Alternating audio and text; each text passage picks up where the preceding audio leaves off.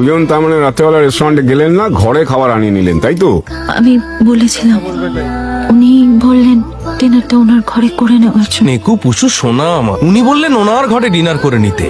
উনি আর ওনার ঘরে কি কি করতে বললেন সেটাকে এখানে একটু করে দেখাবে নাকি? হ্যাঁ, বেশ্যা পাইজি সাল। এক্সকিউজ মি পার্থ, কোথায় আছো, কি কথা বলছো, একটু ভেবেচিন্তে কথা কি বলো। হয়েছে? কি তুমি কি বুঝতে বলছো? পারছো না কোন আমি জায়গায়?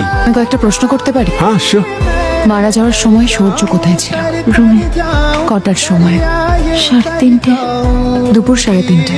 তখন তো মৌ ওখানে ছিল। রাত 3:30। রাত 3:30-র সময় সূর্য আর তুমি এক রুমে ছিলে, মানেটা কি? কি করছিলে? আমি গাইছিলাম, উনি গিটার বাজাচ্ছিলেন। Are you joking?